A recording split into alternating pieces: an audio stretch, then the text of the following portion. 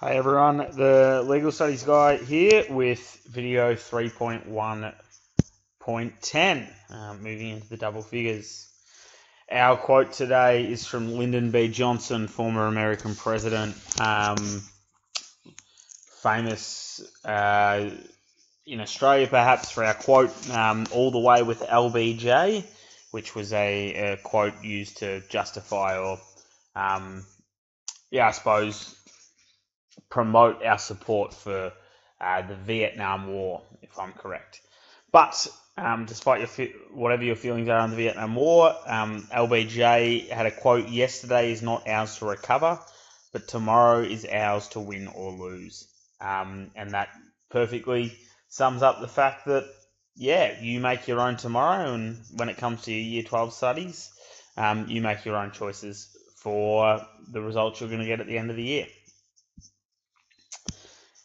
Our area today, as I said, is 3.1.10, and this is the purpose of sanctions: rehabilitation, punishment, deterrence, denunciation, and protection.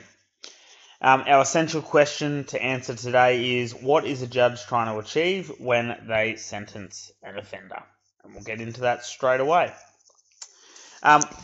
So this information all comes out of a parliamentary law, a statute law, known as the Sentencing Act of 1991. This law was passed by Parliament to basically put some guidelines around how judges were able to sentence individuals. Sentencing is something that has always been subject to effectively judicial independence or judicial discretion, meaning that judges are able to make their own decisions on how they want to sentence someone based on the information before them. And whilst the Sentencing Act of 1991 still allows judges to do this, it provides some stipulations around what they have to consider when they do. And this text here is directly from that Sentencing Act. The only purposes for which sentences may be imposed are, first of all, the one that's been sitting here for a while, to punish the offender to an extent and in a manner which is just in all of the circumstances. So just punishment.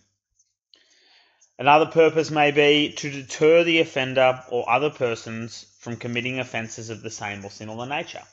So sanctioning someone so that they don't commit the same crime in the future.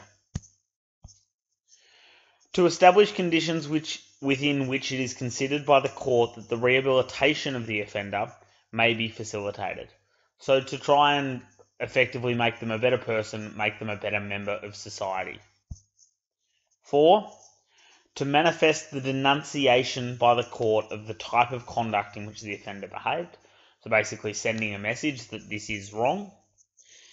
Or to protect the community from the offender, which, as you can probably straight away jump to, imprisonment is a sanction that really achieves that idea of protecting the community from someone. These 5 sanctions, it's important to note, when a judge gives these 5 purposes, when a judge gives a sanction, they don't just have to pick one, okay? Whilst they have to pick at least one, we'll say that here, they could pick multiple. So for example, if you are charged with and found guilty of sexual assault, the judge might give you a sentence of imprisonment because that punishes you by removing your liberties and freedoms. It protects the community from you, and it will hopefully deter you from committing a crime in the future. Imprisonment in that situation would also send a strong message to society that the behaviour in which you engaged is wrong. Okay? So a judge isn't just trying to choose one of these. They can choose multiple of these to fit their sanction. They just must highlight at least one. Our skill here for this area of the study design is discussing. So again, I'm going to be a stickler with this and say it every time, but it is one that people get wrong. A discussion is an exchange of opinions. Discuss the ability of sanctions to achieve their purposes.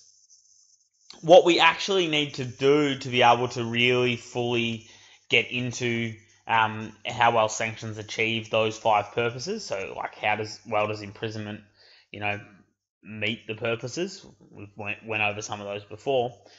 We need to actually learn a little bit about those. So the next set of slides, 3.1.11, looks at imprisonment, looks at fines, and looks at community corrections orders.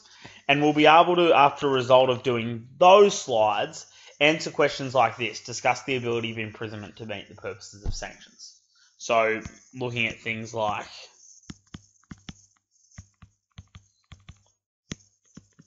it protects,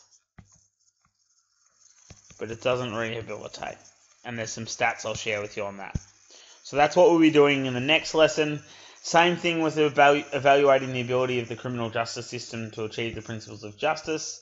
There's not much here, and we'll mainly go over, how all of sentencing, so specific sanctions and those 5 purposes, how they as a group meet these 3 principles of justice. If you wanted to look at a couple of resources straight away to get a bit more of an idea about sentencing, you can head to the Sentencing Advisory Council's website to find out some information about sentencing remarks. So these are the documents the judges release to the public after they sentence someone, explaining why they gave a certain sentence. Or you can go to the Supreme Court archives, and you can actually go through and find some sentencing remarks to see the sort of things judges consider when they sentence, and how they use those 5 purposes in their sentencing. Hopefully, you'll be able to quickly answer this simple, essential question: what is a judge trying to achieve when they sentence an offender? They are trying to deter, rehabilitate, denounce, protect, or punish, or a combination of those. Quick one today. Leave a comment below with how you found the speed or a review, and jump over to our Facebook page to get updates on links and different articles and things like that.